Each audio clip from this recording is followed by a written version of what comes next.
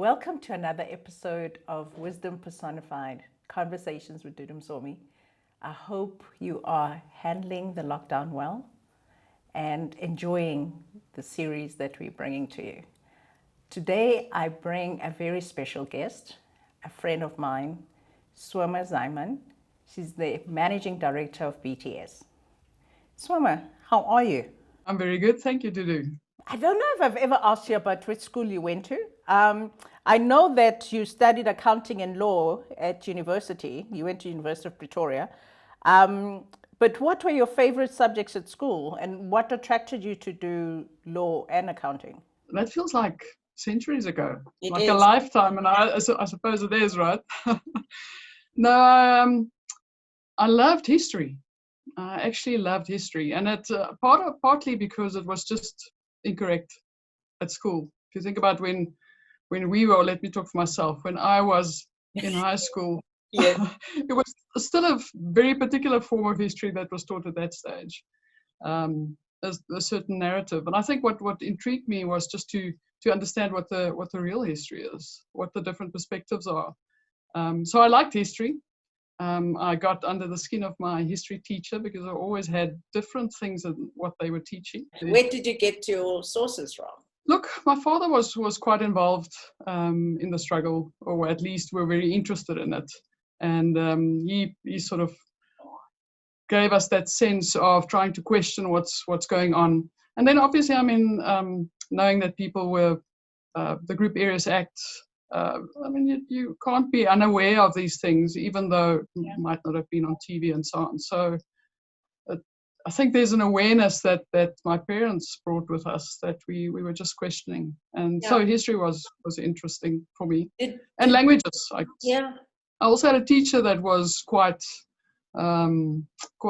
involved and quite in the know, and she always gave us a bit of a different perspective, which was quite nice if you think I was in a very Afrikaans school. Yeah, that explains a lot of you, because I've always wondered why you're so different. But then you became an accountant, you studied accounting, and then in 2005, you decided to come to Gibbs, this is where we met, to come and do your MBA. What inspired you to then change your career? And are you happy with the change that you have made? And was the MBA valuable in that change? I've quite a number of brothers and sisters, and I looked after them a lot. I wanted to be a teacher, I think, because of that. Because I got them to sit still, and I could preach to them, and all of these kind of things. Yeah. So I had a captive audience. So I wanted to be a teacher, actually. And then as I got interested in what was going on around me, I thought I must become a lawyer. Yeah. And fight for human rights. But I realized that maybe that's not me, to do it in that way. And then I met my husband, and I decided to do accountancy because he brought a whole different world and awareness to me that I haven't known before. So then I decided to do BCom law, actually, and got involved in financial management. I was in the insurance business and so on. And I realized at some point that when I pick up a book or I pick up an article to read, it's got nothing to do with what I'm doing at that stage. And I was just more interested in people. And I guess full circle, coming back now to BTS, my MBA, a big part of that is just to try and figure out something different to do. I became more of a generalist, did some coaching courses, decided to work in a very different space. And it's very rewarding for me. Yeah. I'm glad I made that. But full circle back to almost like a bit of a teacher. These answers and questions are significant for me because I have a lot of mentees that are stressed that they don't know what they want. And the thing is that sometimes you just have to go with the flow, be a kind of strategic, but feel your way through. And it's okay. It's okay to go into different fields and study different disciplines. All of it at some point comes together, and look at where you are, in a happy place. But while we were doing our MBA, you gave birth to a son. We all thought you were crazy, and you still got several distinctions at that. How did you manage it all? Well, it was working with people like you, right? I was having a lot of fun and not having a son. Well, there was a lot of fun before the sun. Yeah. I remember us having quite a number of glasses of wine on the patio there at Gibbs. But yeah, I think it was just a support structure and friends and people around me as well. And it was interesting. It was a really stimulating environment. And I guess even more than the lectures were the conversations we had as a group. Our diversity group that we used to have as a class. Remember that? Yeah, absolutely. And I think that also just inspired me to look, I'm always a bit of a student, right? I think I'll be a student forever. Maybe not necessarily a formal degree or something next. Just trying to learn. So it was interesting. It was stimulating conversation. It was interesting. And I enjoyed it. But there were a lot of groups that worked together, that studied together, that made notes together, that also helped. And then the fact that I was really interested in it, could spend some time on it. It was an interesting, magical group. I must say, I'm very fortunate to get into these networks. Till this day, I enjoy everyone, and we still keep in touch. And you're right, an MBA is more about the people that are in the class with you and the discussions that we have. The piece of paper, I think it makes some impression, but I'm not too sure that it actually has the value necessarily these days that I would have liked it to have. I think the experience and the people I've met and what I took away from it, the learning I took away from it. What also was quite interesting is as we were going through the MBA, I think we started questioning, and maybe there's some of that value also in it, that we started questioning even the business school. Yeah. But they helped us start to do that, right? So it was part of our learning. So we then interrogate them to say, what are you doing?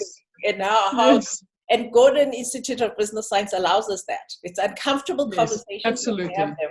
So now you're the managing director of BTS, as I say, and you focus on people side of the strategy. So the people side of strategy, which is helping the world's leading companies turn strategy into results. What's most fulfilling about this role? I think partly the full circle that I came into inspiring and equipping people to do the best work of their lives. And I'm realizing more and more, it's not only to do the best work of their lives, is to be the best they can be in their lives. And recently, especially during lockdown, the work we've done and the feedback we've gotten from people and just saying that it's changing their life is, it's humbling. It's a privilege. It's really an honor to be in this space and to still be able to do this kind of work. Yeah. So what I like is the space we're in to help people side of strategy. But I guess the most rewarding thing for me is just my team and what we've managed to achieve during this time. Because at the beginning of lockdown, it was unclear if we're actually going to survive as a business. Yeah. And the way that people have responded and have just embraced where we are at the moment and the work we do and actually still creating magic. It makes me quite emotional actually when I think about that. So now if I have to ask you what your unique value proposition is, I wonder what you're going to say is what I think is. What do you think what makes you memorable and impactful? I'm interested in finding something unique in each person that I deal with. And it's got a little bit to do with why I also, started getting into those conversations at the MBA, is because I think we're similar and we're different, and every person brings something unique. And if I can find that and help people move forward in even just a slight manner or a small step, then we can create better spaces for all of us to live in. So I guess that's maybe, if I think about it now, that would be one of the things that I would say. I think also your calmness, hey? You have this calmness, and then you're tall at that, so that helps. It is an interesting combination. But what keeps you awake at night? What is of grave concern to you as a human being? I think it changes over time as well, although it might always have to do with the same thing, and it's tolerance, it's harmony, it's just the different worlds we live in, even in our own country. And that even be more starkly exposed during this time. lockdown. That we can have, even with my own team, we're looking into each other's homes. It looks very different. We're almost getting a lot closer, but there's still so many people out there that don't have access. And I think just the pace, or the slow pace, that we're actually achieving in making a difference in South Africa stays with me, top of mind. I think I was a bit of on that bandwagon already with the MBA, and maybe still are to a certain extent. In June or May, I think it was June this year, you posted the statement on LinkedIn. You said, "I am a person of few words, but realize that is no longer useful. So I would like to learn, understand, and speak out more consistently. Let us find connections, build bridges, and foster inclusivity." Why did you write the statement, and what were you responding to? So it was the whole, what happened again, police brutality in the US, and I guess all around. I was just thinking that I've lived a lot in my life in my head. I think it's maybe also a little bit because I had parents that were academics. They were always intellectual conversations around me, and because I had a sense of awareness of what was going on around me, I always shot down my own arguments in my own head, and then I never spoke. So I think what I decided also is to speak out more, to cultivate conversations, even if I say the wrong thing.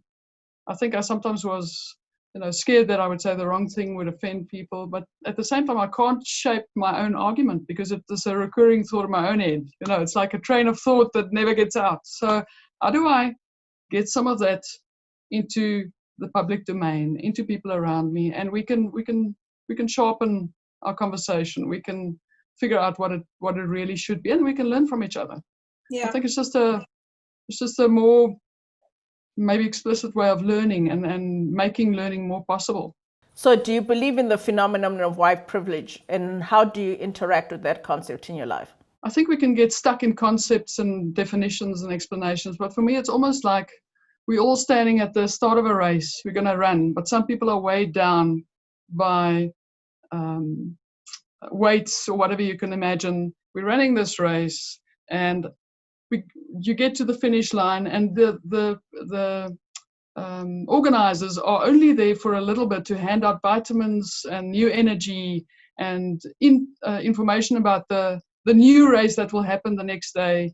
And if you're not in time, you don't get that information, and the next day the same thing happens over and over again. So you're always behind. And if you're white, you get there first, get the information, can go on to the next thing, and the divide just gets bigger and bigger. So, I've been in positions, even at the moment now, where I am, is because of white privilege, because of being able to access things that other people don't. So I absolutely believe in it. It's if I've traveled, when I travel in Kenya or wherever, I've thought about that guy next to the road and me. What's the difference? I was born in a different space by accident, right? And I just have access to so many things, and to actually then think that there any other reason for people achieving different levels of performance is just not really working. Where does your ability feature in? Do you think your ability was nurtured by the white privilege? Because people will say, oh, well, it's your own merit that gets you anywhere. I won't say I didn't work hard and all of those kind of things, but I had the platform to work hard in. I mean, everybody works hard. Most people work hard. But if you don't have the steps of the ladder, then you almost on a hiding to nothing. Yeah. So, the ability helped me do something because I was at the right place at the right time, with the right context, with the right tools. And that's white privilege. One thing I've always enjoyed about you is you don't take things personally.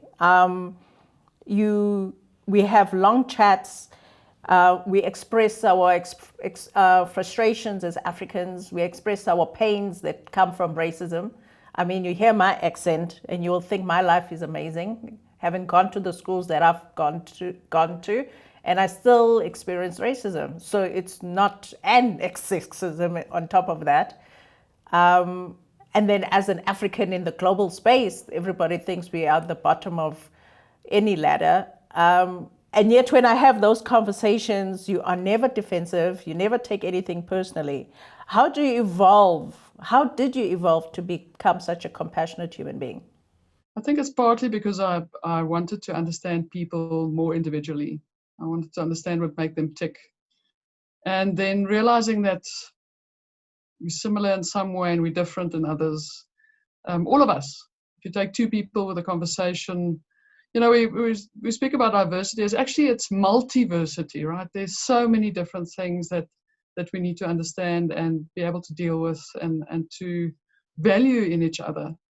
And I guess as an Afrikaans woman from Pretoria, was in Afrikaans school, I think it's a lot to do with compassion. And I had to, at some point in my life, also find compassion for people in my own space, to understand why and how and where people come from and why they think how they think. But I guess it's a constant search for understanding what people are going through and how they think. And that's why I guess, Dudu, for me, you know, I know this whole thing of employment equity, of redressing the differences of the past, I think there's a lot of importance in it. Because before we actually can create a society where everybody has got the same opportunities, we first need to set the balance straight again. And if it means that we need to atone, if we need to atone for things in the past that people did, that look like me, that talk like me, that act like me, then I'm all for it. I mean, if you think about Madiba sitting in jail for 27 years, if I can do it even every 27 minutes, it would be a privilege. So we need to atone before we can, if you want to take the word atonement and make it at 1 mint, before we can do that, we need to atone. And I don't know, I think it's difficult to explain, but it is I value people, and I think I've always been, as I said, played around in my head. I've been in an intellectual space, and I've only in the last couple of years really been able to access that emotional register and connect with people on a very different level, which is very special to me and a huge privilege. Just a question that I'm just thinking of now. When you think of the Afrikaner, how do you try and reach that very strong patriotism that seems to also think I must exclude the other Africans and I'm superior to the other Africans? Because I think you one human being that can reach, you understand both worlds. And what is it in that experience of being an Afrikaner that is preventing them from seeing the humanity in Africans? I guess in my makeup is also the awareness that I'm not always entirely sure where people are coming from, even though I try to understand. So I would be very loath to actually speak on behalf of or to try and explain. But I think there's a lot about fear, right? There's a lot about thinking that what holding on to things at the moment. In the past, it might have been different. I think at the moment is just about holding on to what people hold dear, that they think they might lose. How that makes you act, if you fall into patterns of the past. Yeah, I wouldn't presume to know exactly what that is. Something further to explore. I know we've spoken about it, so it's something to explore further. We can talk forever. as we We can. schedule our regular catch-ups. But before we close, just what's still on your bucket list that you still want to do? What's on my bucket list? You know, suddenly it became travel anywhere. just any travel.